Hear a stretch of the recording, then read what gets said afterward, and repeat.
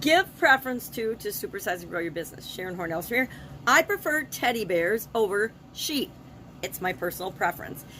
This topic, it was really interesting researching this particular idiom because there is so much on the internet about politics and wokeism and different topics about prejudice and things that the whole give preference to is convoluted and really, really hard to dig and find. But this, to give preference to something, to have an inclination, a predisposition, a preference to select something over another, to place or set something before, to carry out in front, to pick one person when you're hiring versus another person. We all have preferences. We all have criteria, and we all have preferences. And we can pretend we don't, but that would be pretty silly and unrealistic.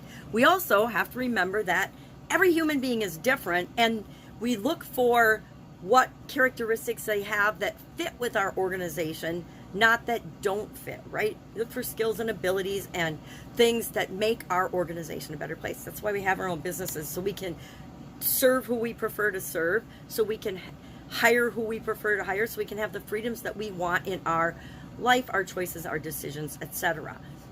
So this idiom and expression, it's been around since probably the 15th century or the 1500s, and then 1650, and the meanings changed a little bit, and I'm sure the internet will provide us with new meanings to give preference to and say that it's wrong before we know it. So before that comes, let's talk about how preference is critical to supersizing and growing your business. Number one, you have to know what you want. Why did you start your business in the first place? What do you want it to do? How do you want it to positively impact the world and make the world a better place?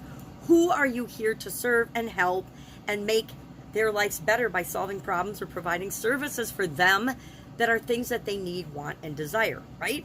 We have to pick a group of people because we cannot serve everyone.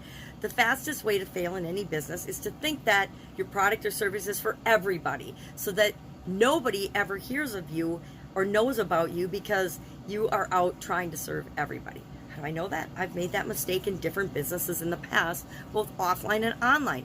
We thought, oh, Italian food's for everybody. Everybody loves Italian food. And then I went out and I did store demos for about a year, on almost every weekend for a year, to learn about what customers really thought and really wanted in our products and services. And one of the things I learned is it was begin in early stages, and it's gone through different cycles and phases because that's what happens. But with eating and dieting, the whole low carb, no carb, and now keto and things, that made our products and services absolutely something that people wouldn't even consider eating.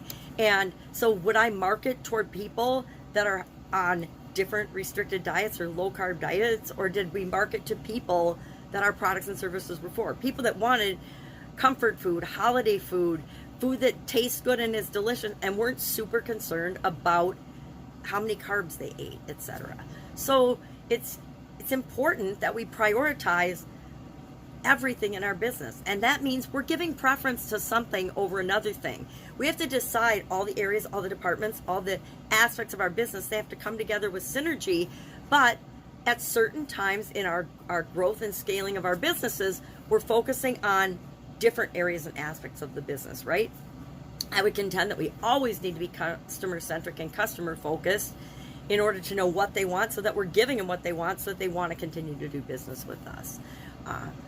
But we have to know what's important to and what our customers give preference to, right? We're always out looking for getting our customers and our potential clients to choose us. We want them to prefer and choose us, right?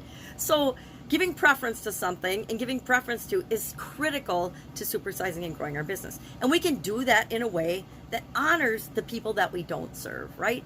Maybe you only serve, trying to think of a good example.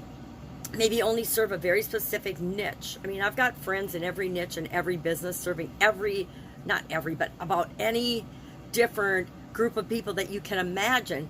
And you get to decide who you're going to specialize in. And will people bitch and moan and complain about that and criticize you for that? Yes. But you're here to make the world a better place, to grow and supersize your business. You can impact the greatest number of people possible for you, but you're not going to serve everybody by doing that, if that makes sense. I'm sure it makes sense. It makes sense if you've been in business any amount of time. Love to know your experience with this particular topic.